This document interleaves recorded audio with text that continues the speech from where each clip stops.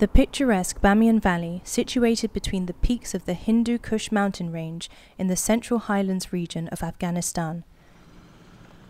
UNESCO has been working on preserving components of the archaeological remains with the support of Japan since 2003. It is in this same year that 8 of these archaeological and monumental sites were designated the cultural landscape and archaeological remains of the Bamiyan Valley, when they were admitted to the World Heritage List and World Heritage List in danger.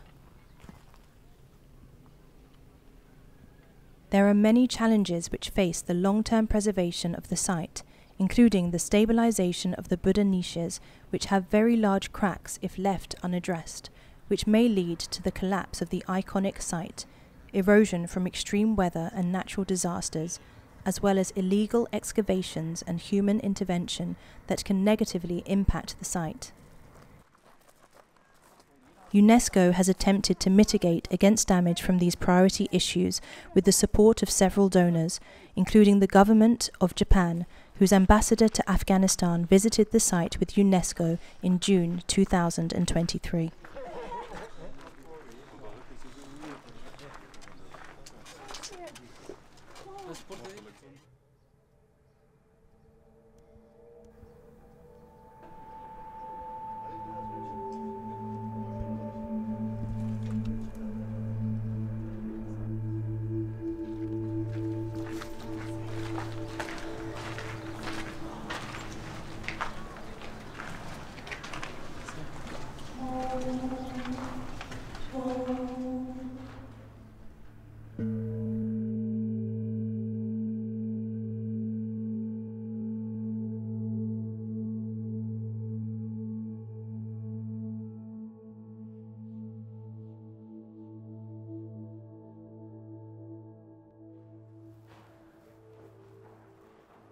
So these, of course, would have been full of sculptures, arrangements, mural paintings, different bodhisattvas and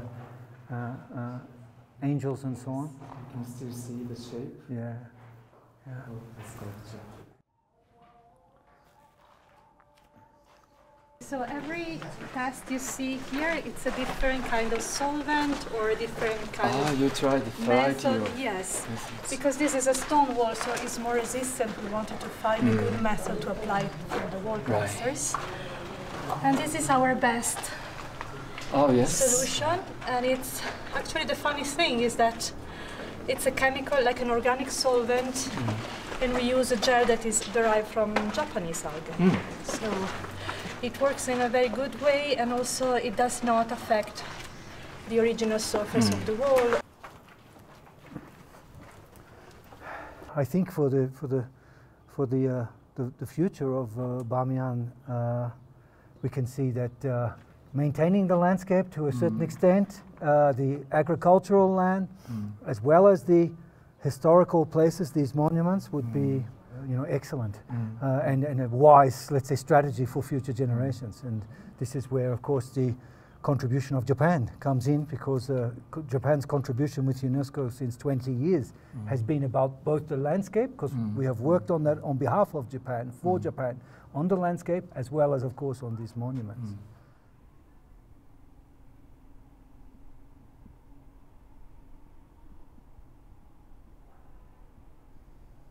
The remains of the fortified citadel of Shari Golgola, sitting atop a prominent peak in the middle of the Bamiyan Valley, retains examples of the Islamic Ghurid period, including buildings and artifacts, as well as rooms cut into the base of the mountain from the Kushan Buddhist period.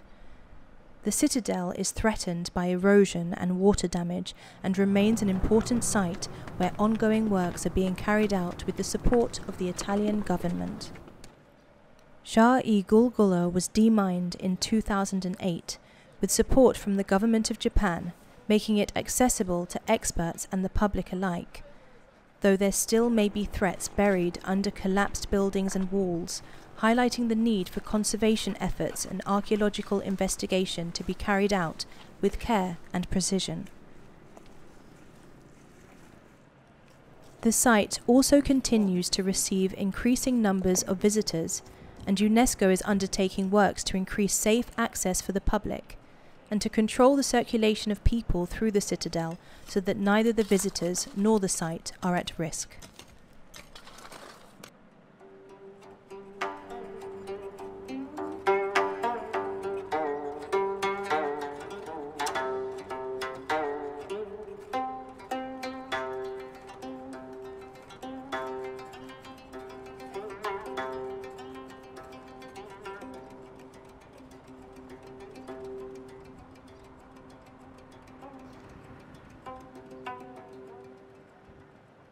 In order to enhance public awareness, cultural education and international cooperation, UNESCO constructed and recently completed the Bamiyan Cultural Center, supported by the Republic of Korea. Planning is underway to install permanent and temporary exhibitions for the public, to develop training courses and to promote the cultural and creative industries for Afghan artisans and communities whose livelihoods are connected to cultural products and services.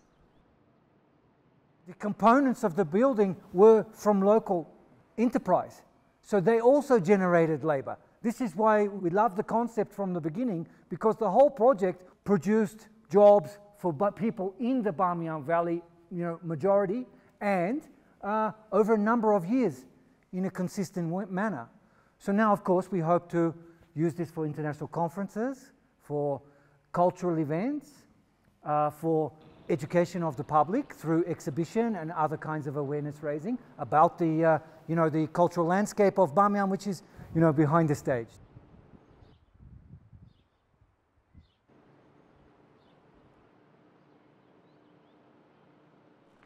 I never imagined that I could climb up to those caves and see the paintings of Buddhas, which dates back more than 1,000 years or so.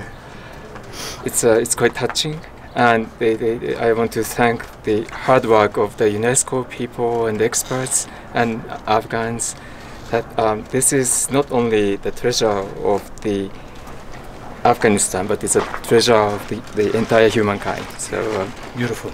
Yes. I hope that this work continues. Yes.